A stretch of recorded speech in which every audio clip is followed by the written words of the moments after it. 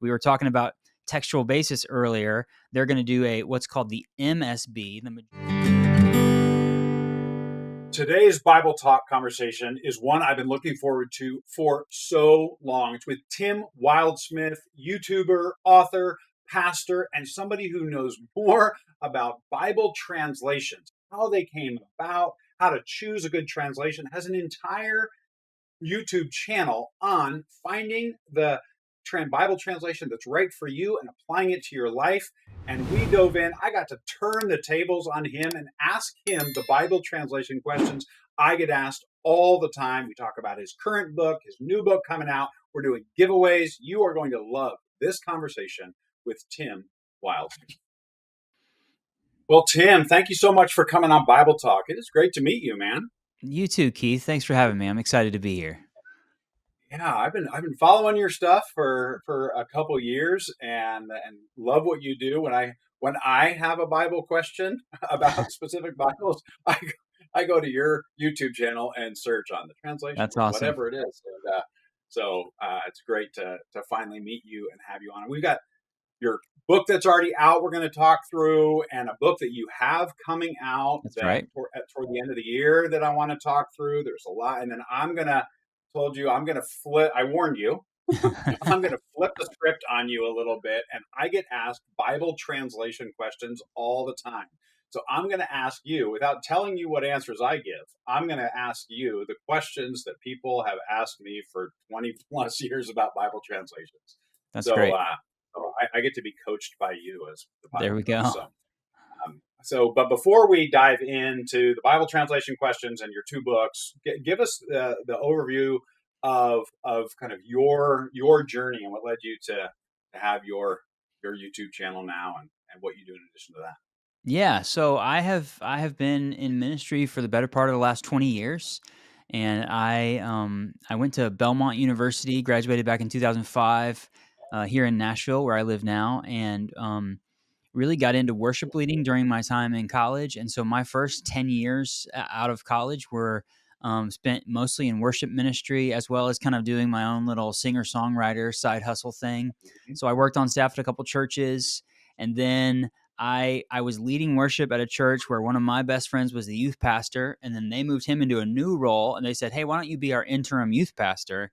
And I was like, okay, this doesn't seem that hard. And the next thing I know, I'm signing up for seminary. I've been hired as a full-time youth pastor. So I spent about 6 years in student ministry.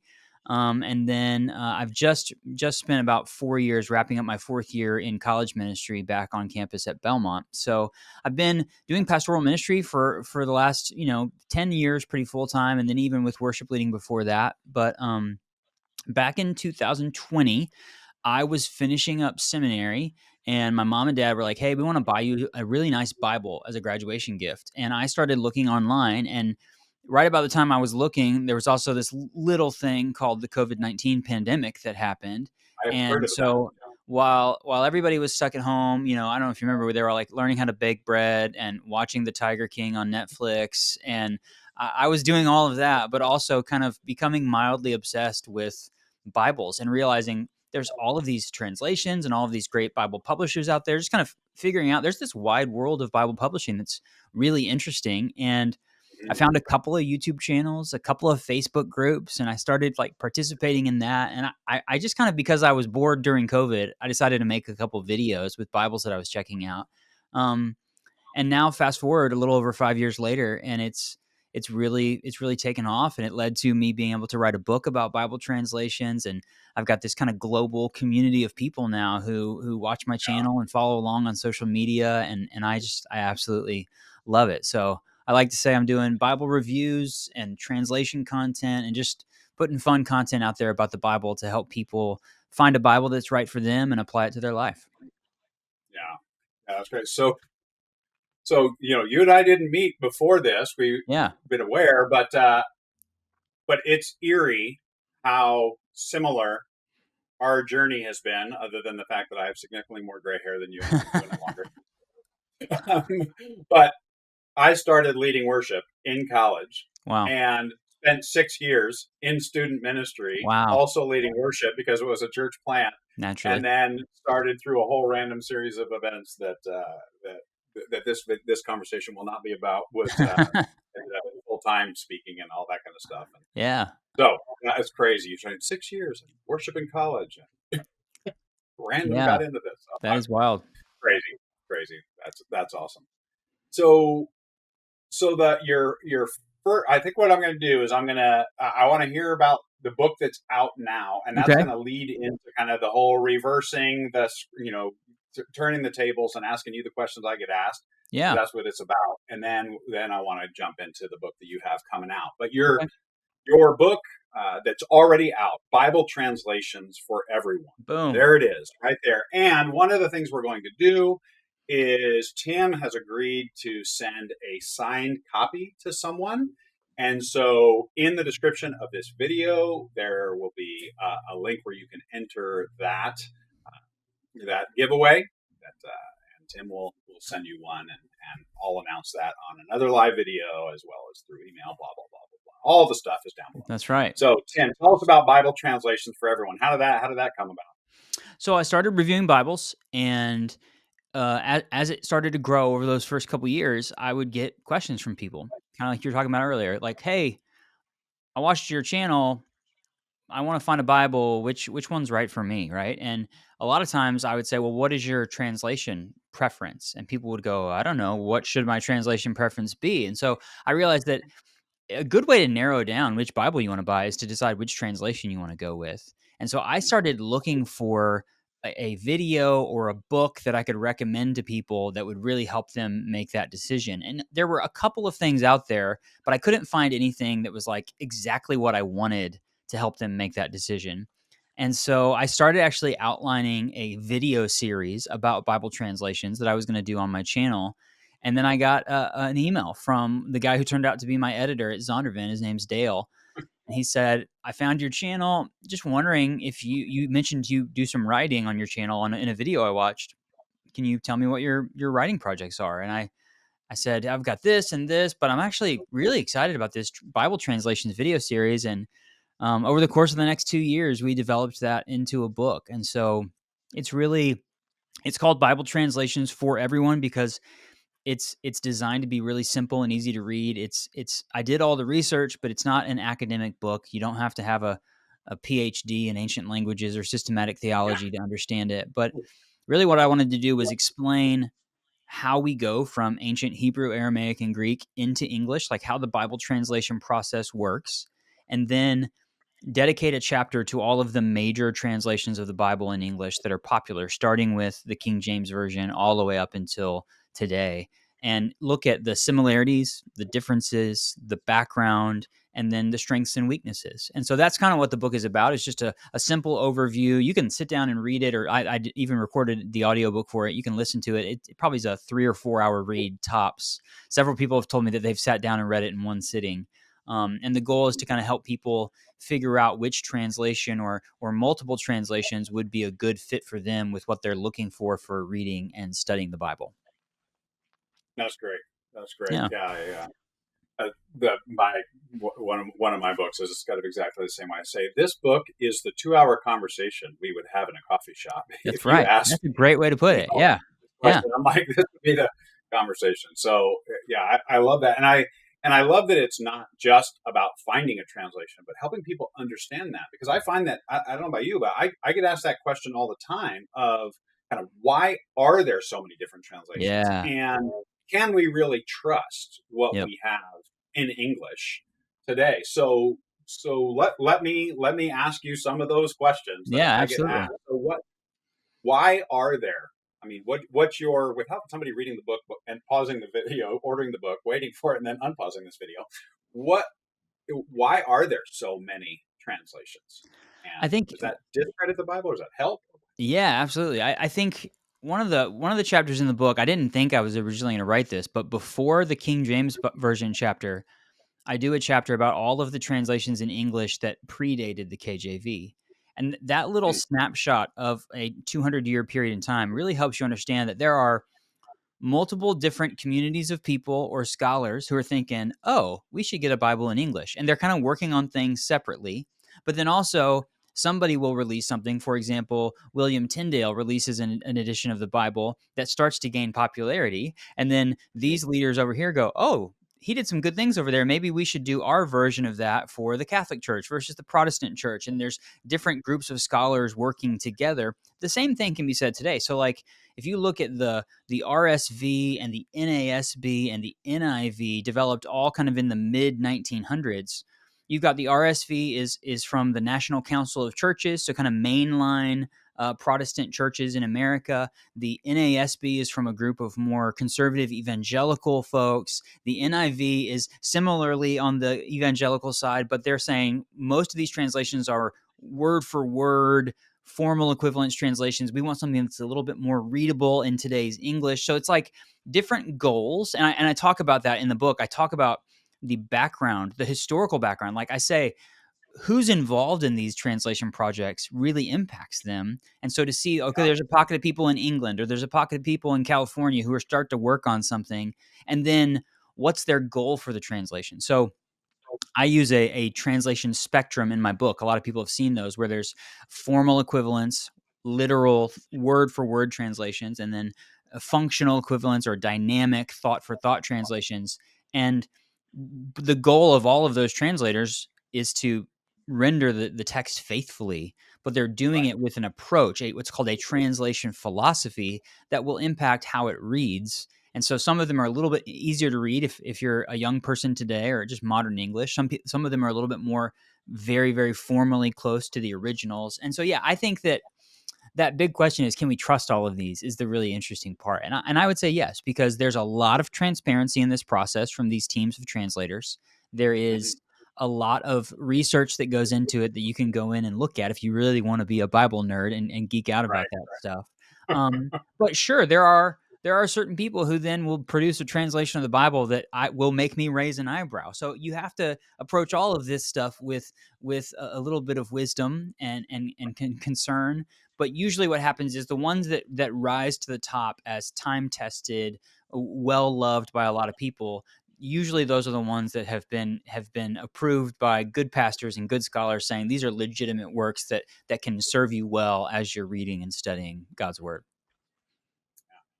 So, so let me give you a couple different people, because people will ask me, okay, I've been in the church for a really really long time, and I grew up in a church that was King James only, Sure. and now I'm in a church that doesn't use the King James. What translate and I want a translation recommendation. Yeah. What would you tell somebody who has kind of grown up on the King James, and then just so you can be thinking, my next question is for somebody the other end of the spectrum. Somebody who Yeah. says, I just became a Christian. I've just graduated from college. I'm 23 years old. What translation would you recommend for me? So I'd Yeah. It's a love for you to great what questions. your answer to those are, because those are the questions I get asked. Yeah, so for your viewers, if people don't know much about the King James only position, but there are some folks who say, hey, I think the King James is the only like legitimate translation of the Bible. It's the only one we need. And there's some folks out there who are very kind about that, and that's just their preference. And there's also some folks out there who are like pretty fired up about that, and they'll even go so far as to leave comments on my videos and maybe your videos saying, well, that translation is satanic or evil, or you can't get saved if you read that Bible. And I do talk about that in my book. I talk about the King James only position and how it impacts. I've also done, because of the book, I've been able to do a series of videos about Bible translations on my channel. So I did one called The Danger of King James Only, where I talked about that more extreme side of that position and how I just don't agree with some of those main talking points that people who have that opinion have, and I talk about why I disagree with them and why I think it is a little bit dangerous to be that extreme. So, for someone who has grown up or is coming out of a King James only thing, who's looking for something good, I would say there's a couple of good options. One is the New King James version, which came out in the late 1970s, and one of the sticking points for KJV only people is the textual basis. So the version of the ancient manuscripts that we're using to translate from, and so the New King James version uses the exact same set of texts as the King James Version. It's a particularly for the New Testament, it's a Greek manuscript tradition known as the Textus Receptus, which is a Latin phrase that means received text. So the NKJV has that same basis. So it will be similar in a lot of ways. And also the NKJV translators put in their footnotes anytime their translation textual basis differs from a more modern one, which is really interesting to have those in the footnotes. So I would say the NKJV is a good option. The ESV seems to be one that I see a lot of people who used to be KJV only. The ESV kind of comes in that same textual tradition of Tyndale and things like that. So a lot of people like the ESV. It's definitely popular in more evangelical circles. I think the ESV has kind of become one of the more popular translations there. For sure. And then to your second question about people who are newer to the Bible, I do recommend translations that are more in that thought for thought place on the spectrum. The probably the easiest one for people to read if they're new to the Bible would be the New Living Translation, the NLT. You also have translations like the NIV or the CSB, the Christian Standard Bible. It's kind of somewhere in the middle. Those are really good translations that I recommend for people who, if you're new to the Bible and you want to read something that really sounds like the way we're talking to one another right now, those translations will be a little bit easier for you to gel with when you're first getting into the Bible. Yeah, I agree, and I typically have to kind of call out for people that have been around the church for a long time, but are looking for a more thought for thought or more readable, friendly Yeah. translation. A lot of times they think they need to stay away from the New Living Translation because they remember the Living Bible, which was a Yes. paraphrase, and so they think it's just an updated version of that, and kind of calling out, no, it's an actual translation that Yeah, a lot is of people very, don't very know. You're clearly. right. When so the Tyndale publishers who created the Living Bible, it was a huge success in the 1970s and Yeah. the early 1980s, but it was definitely a paraphrase of the Bible. Mhm. And when the NIV became so popular in the early 80s, the folks at Tyndale went back to the drawing board and they brought in a really robust team of scholars to create a new translation that was still kind of built on those principles of readability and clarity, but was a true translation. And the NLT, even the second time they updated it was, or the first time they updated it a few years after they originally released it, kind of even got more robust in terms of its scholarship. So yeah, it's a great translation. And honestly, when you're comparing like formal versus functional equivalents, in the places where the Bible makes sense when it's literal, the NLT does that. They don't change it just to change it. So it reads just as formal as some other formal equivalence translations. But in the places where it's going to be less clear, they'll redo the word order and things like that to make it make sense. But they're definitely keeping the heart of the original in place. Yeah, yeah. I don't know if you've heard this. I spoke at the chapel once at Tyndale's Oh yeah, campus, and that's cool. talking to them about that, and what they found is that while the average native English speaker reads and comprehends at about a 10th, 11th grade reading level, which is where most translations fit, somewhere between Yep. ninth and 12th grade reading level, that what they found is where people get the reading level at which people get immersed in what they're reading and don't have to even think about the words, can just Yeah. really think about the message that's being said, is about a sixth grade reading level. And that's Wow. where the New Living Translation sits, which is if you actually, and I don't have a copy on this shelf, but if you actually have kind of the series of readers' Bibles with no numbers, no, Yeah. Yeah. that Tyndale produced of the New Living, it's called the Immerse Bible. Immerse. Yeah. And Yeah. It's a great yeah, project. so it's really, really a cool set if people are I looking do have it. for I that. can't. I don't think I can turn the camera right now, but I do have it sitting on my shelf right behind me. I'm sure you. I'm sure you do. I'm sure you have a video all about this.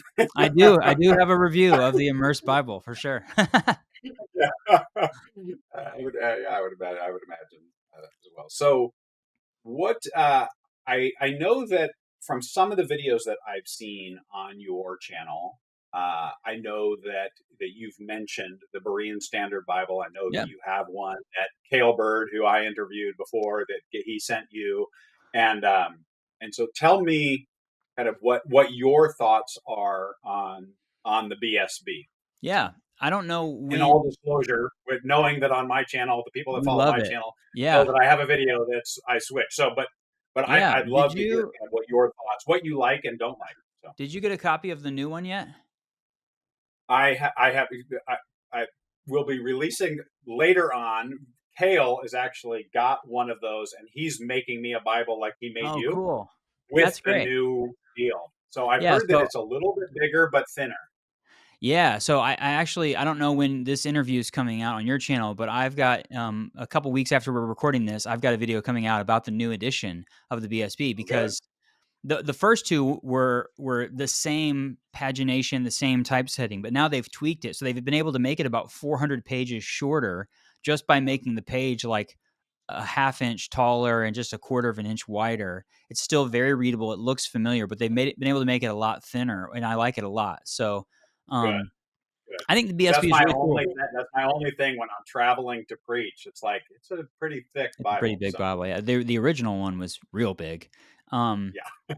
it's definitely an interesting project, right? Because they have the different translation tiers. Obviously the standard, the BSB, is the one that they're producing in physical copies, but they have the interlinear, they have the literal one. Now they're doing a translation that's going to be the same Old Testament as the BSB, but we were talking about textual basis earlier. They're going to do what's called the MSB, the Majority Standard Bible, where the New Testament is going to be based on the majority text instead of the critical text, which I think is really interesting. But Mm. also that they've put it in the public domain. Bible Hub chose to take the BSB and make it freely available to anyone without copyright restrictions so that publishers can say, "Oh, we like this translation, we're going to publish it." And there's more availability out there, which I think is a really interesting way to get it out there. And it does when where we've talked about the translation spectrum, it sits kind of in that middle ground, which I think is a sweet spot for a lot of people. For you want something readable, but you want it to really get you into like kind of the way the Bible was originally written in those languages. So I think it's a successful project. And again, you can go to the BSB website and see transparency, right? They have a text file that shows you every single change they've made to the text, which I love that they're putting that out there so people can. No, their I spreadsheets. Yeah, yeah, the spreadsheets and just all of the information that they put out there really makes me feel excited about that translation, and I would love to see some other publishers get in the BSB game because it does kind of fill an interesting spot there in the middle of this translation spectrum. But I think they've done a great job with it so far. Yeah, yeah. So if you want to go check it out and even download a Word document of it yourself, Yeah, you can read it for free like online just Tim was for saying, checking it out. Yeah, it's completely free. They put it in the public domain. So just go to Berean.Bible. yeah, And if you use Bible Hub, which you know that here on my channel there is a whole the Bible Hub Ultimate tutorial that teaches you all about that. When you go there, their default translation is the Berean. And I've said many times when people ask me, because they have a lot of people haven't heard of it, as you know, yeah, yeah. and so I tell people, well, if the ESV, the CSB, the NIV, and the NLT had a baby, it'd Right. probably be right around the BSB. That's good. That's So, good. uh, yeah, yeah, and I love that it's in the public domain, and you can It's really if you're a cool. church and you're creating a study guide for something like that, and you want to print the text, you can print it, make cop. I mean, you can do Yep, anything you want. So that really helps. that was huge when they did that. Yeah, I think it was a couple of years ago. yeah. 23. Last week. So that's great. Yeah, That's great. Um, so let's shift gears yeah.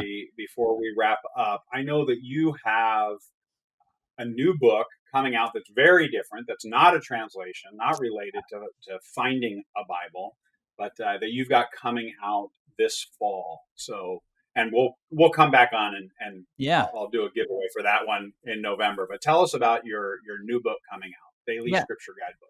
Yeah, it's called Daily Scripture Guidebook, and it's a 1 year journey through the Bible. It's designed to be a companion to help people read the Bible in a year.